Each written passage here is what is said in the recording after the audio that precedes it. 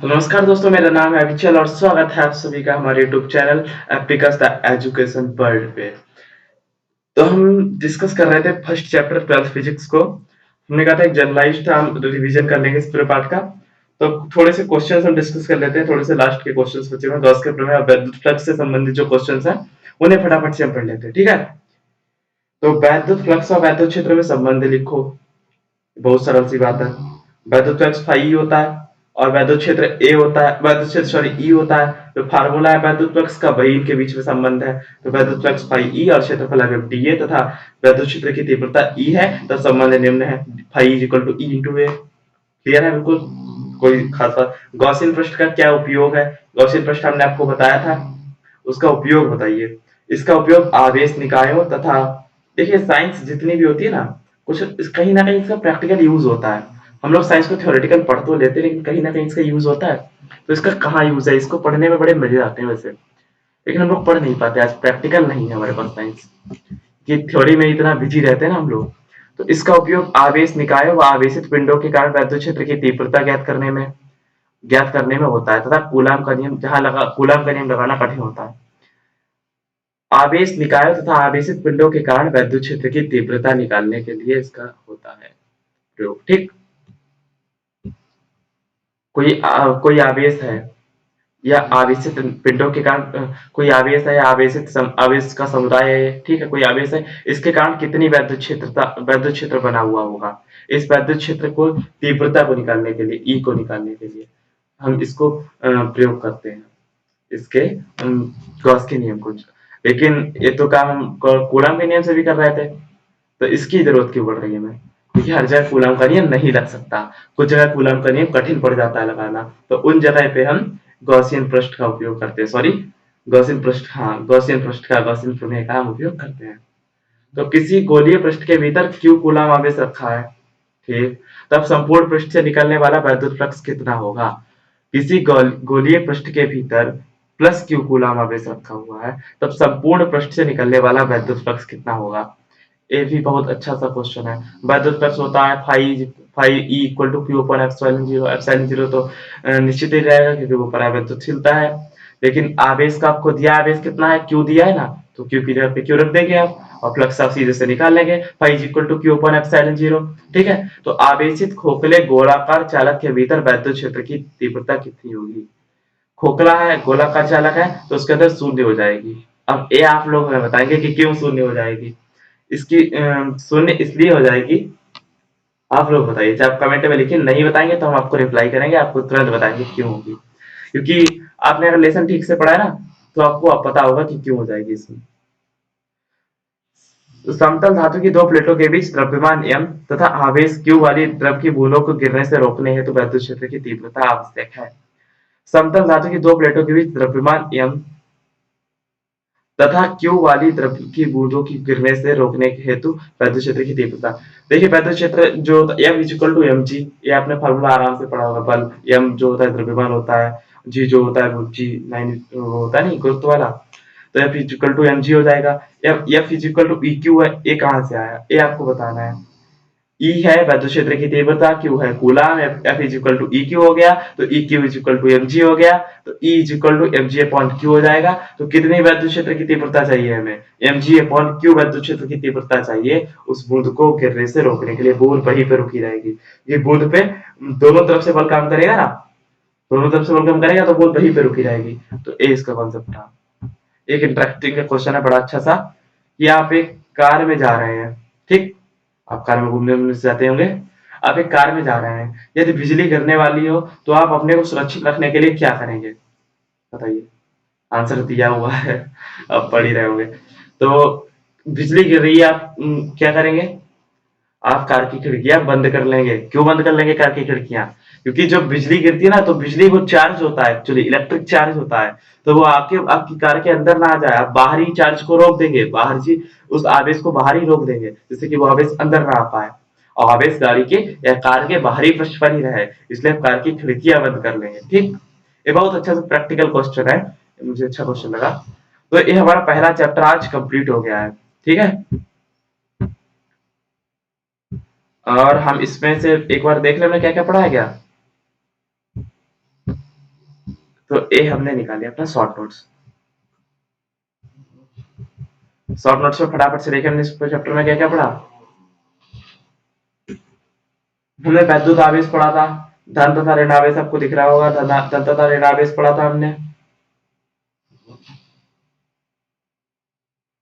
अब देखिएगा आपको वैद्युत आवेश के बारे में पढ़ा हमने, वैद्युत आवेश क्या होता है, ठीक। उसके बाद धन तथा ऋण आवेश पढ़ा हमने, सॉरी इसको थोड़ा सही कर देते हैं आपको साथ दिखेगा।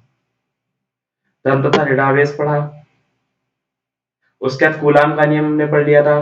उसके बाद वैद्युत क्षेत्र की तीव्रता हमने पढ़ी थी, व्हाट इज इलेक्ट्रिक फील्ड। उसके बाद वैद्युत बल रेखाएं, इनके गुण पढ़े। उसके बाद वैद्युत क्षेत्र की तीव्रता पढ़ी। उसके बाद बिंदु आवेश के कारण वैद्युत क्षेत्र की तीव्रता पढ़ी।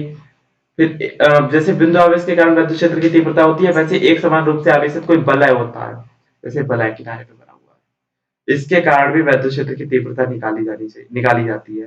उसका क्या फार्मूला होता है, उसका फार्मूला ए रहा हमारे पीछे, ए है, उसका फार्मूला ए होता है, ठीक है। ए फार्मूला हो गया इसका। कोई बलय, कोई एक समान आवेशित बलय होता है, उसके कारण वैद्युत क्षेत्र की तीव्रता E is equal to 1/4π0 into QX upon 8 square plus x square की होल पावर 3/2। इसका डेरिवेशन हम आपको करा देंगे अगर आप चाहेंगे तो। अभी हम बहुत हल्का हल्का सा केवल एक रिवीजन ले रहे हैं नोट्स का, इसलिए उसका डेरिवेशन आपको नहीं कराया है अभी।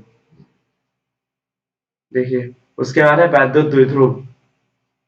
वैद्युत द्विध्रुव का आघूर्ण, ये है वैद्युत द्विध्रुव है, क्या होता है हमने बताया आपको, वैद्युत द्विध्रुव का आघूर्ण भी बताया है। वैद्युत द्विध्रुव के कारण वैद्युत क्षेत्र की तीव्रता दो तरह से होगी। वैद्युत द्विध्रुव के कारण वैद्युत क्षेत्र की तीव्रता, देखिए अगर अच्छी स्थिति में निकाले, अच्छी स्थिति में उसकी अच्छी की स्थिति में निकालेंगे तो वैद्युत द्विध्रुव की तीव्रता हो जाएगी 1/4π0 2p/r³। समझ गए। यहाँ पे P क्या है, P है वैद्युत द्विध्रुव का आघूर्ण, हमने आपको बताया था 2QL, ऊपर लिखा है देखिए वैद्युत द्विध्रुव का आघूर्ण P is equal to 2QL। तो आपको यहाँ पे P क्या है, वैद्युत द्विध्रुव का आघूर्ण है। तो अच्छी स्थिति में वैद्युत क्षेत्र की तीव्रता वैद्युत द्विध्रुव के कारण E is equal to 1/4π0 2p/r³ हो जाएगा। निरक्षीय स्थिति में 1/4π0 p/r³ हो जाएगा। निरक्षीय स्थिति में आपको ध्यान रखना है p/r³ है, और वहां पे दोगुनी होती है अच्छी स्थिति में, 2 आगे लगा हुआ है, 2p/r³ है, और निरक्षीय स्थिति में p/r³ है। इनके भी डेरिवेशन काफी होते हैं, आप अगर करना चाहेंगे तो आपको कराएंगे। और वैद्युत द्विध्रुव के कारण किसी भी बिंदु पर वैद्युत क्षेत्र की तीव्रता, इसका फार्मूला होता है E is equal to 1/4π0 r², और फिर रूट में है 1 + 3 cos² थीटा, बिठा देते हैं, आपको साफ दिख रहा होगा, दिख गया आपको। उसके कारण उसके बाद एक समान बाह्य वैद्युत क्षेत्र में रखे वैद्युत द्विध्रुव पर लगने वाला बल एवं आघूर्ण tau is equal to P E sine theta. ये आपको फार्मूला कम से कम याद ही कर लें, अगर आपको डेरिवेशन ना पता हो, जिससे आप आराम से न्यूमेरिकल्स तो लगा लें। कभी कभी ना होता है पेपर में पूरा पूरा न्यूमेरिकल्स ही आ जाता है, तो आपको ये फार्मूले पता हो, लेकिन आपको कॉन्सेप्ट नहीं पता तो न्यूमेरिकल लगते नहीं है। तो आपको हम एक बार दिखा रहे हैं, इनका अगर आपको डेरिवेशन कर लेंगे तो आपको कॉन्सेप्ट पता लग जाएगा। ये सारे टॉपिक्स है जो आपके फर्स्ट चैप्टर में इंपॉर्टेंट है, ये सब टॉपिक्स आपको पता लग रहा है। उसके बाद घनकोण हमने आपको बताया था d/r² = d ओमेगा, ओमेगा = 4 पाई बताया था।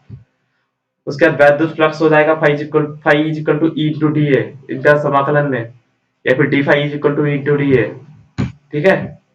उसके बाद हमने गॉस की प्रमेय बताई थी कि आवेश का 1/ε0 गुना होता है। उसके बाद गॉस के नियम के क्या क्या जरूरत पड़ती है, गॉस के नियम की इस तरह से जरूरत पड़ती है, आपको जो डायग्राम दिख रहा है, देखिए अनंत लंबाई की एक समान आवेशित सीधे तार के निकट वैद्युत क्षेत्र की तीव्रता ज्ञात करने के लिए अनंत लंबाई है, अनंत लंबाई का है, अनंत लंबाई की एक समान आवेशित, इसमें आवेश बिल्कुल बराबर बराबर होगा, एक समान आवेशित तार के कारण वैद्युत क्षेत्र, सीधा तार है, इसके कारण वैद्युत क्षेत्र की तीव्रता क्या होगी, इसको निकालने के लिए हम गॉस का नियम प्रयोग करेंगे। अनंत विस्तार की समतल आवेशित चादर, ये चादर है अनंत विस्तार की, बहुत अनंत विस्तार की, अनंत लंबाई का तार था, वैसे अनंत विस्तार की चादर है। इसके कारण वैद्युत क्षेत्र की तीव्रता निकालने के किसका प्रयोग करेंगे, गॉस के नियम का।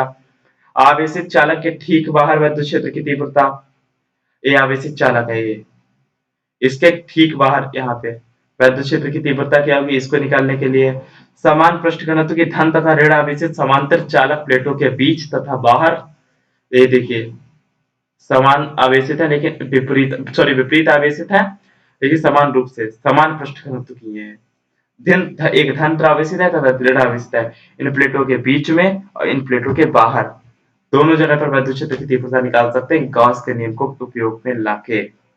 एक समान रूप से आवेशित गोलीय कोष के कारण वैद्युत क्षेत्र की तीव्रता निकालने में, ए आपको गोलीय कोष दिख रहा है, ए यहाँ पे गोलीय कोष दिख रहा है, इसके भीतर बाहर और इस पर तीनों जगह वैद्युत क्षेत्र की तीव्रता हम ये देखिए बाह्य बिंदु पर ये दिया है, बाह्य बिंदु पर गोले के पृष्ठ पर आंतरिक बिंदु पर ये देखिए आंतरिक बिंदु पर पता क्या होता है, आंतरिक बिंदु पर आवेश होता है शून्य हो जाता है। इससे एक पुराना क्वेश्चन भी रिलेट कर रहा है, आपको हमने जो क्वेश्चन दिया था आप अगर रिलेट कर पा रहे हैं तो आपने अच्छे से पढ़ा है, ठीक है। आप अगर बता पाए तो बताइए कौन सा है, अगर आपने पूरी सीरीज देखी है ना तो आप बता पाएंगे कौन सा क्वेश्चन रिलेट कर रहा है। आंतरिक बिंदु पर E इज इक्वल टू 0 हो जाएगा, गोले के पृष्ठ पर E is equal to sigma upon epsilon 0 हो जाएगा, और बाह्य बिंदु पर बाहर गोले के E is equal to sigma upon epsilon 0 into r square बटे r स्क्वायर। इसमें एक r गोले की त्रिज्याएं हैं अलग अलग, अगर आप डेरिवेशन करेंगे समझ में आएगा।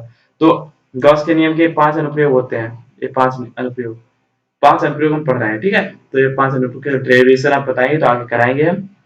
बाकी आप इतना अगर पढ़ लेते तो आपको एक गॉसियन पृष्ठ भी हमने पढ़ा है, आवेश का पृष्ठ घनत्व, आवेश का रेखीय घनत्व, ये सब भी हमने सब पढ़ रखा है।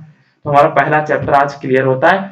हमने आपको ये भी बता दिया कि कौन कौन से टॉपिक आपके लिए इंपॉर्टेंट है। जो वीडियो में हमने टॉपिक डिस्कस करे ना अभी कि ये टॉपिक होता है, टॉपिक होता है, इसका ये फॉर्मूला होता है, ये सब टॉपिक आपके लिए इंपॉर्टेंट है। अगर आप सही से पढ़ना चाहते हैं तो आप इन्हें पढ़ लें तो आपका काम हो जाएगा। बाकी हमने आपको इम्पोर्टेंट जीएस के लिए इम्पोर्टेंट है, छोटे छोटे से टॉपिक रहते हैं, उन्हें हमने आपके साथ डिस्कस कर लिया। तो आज के लिए इतना ही रखते हैं। थैंक यू, धन्यवाद और शुक्रिया। Okay bye.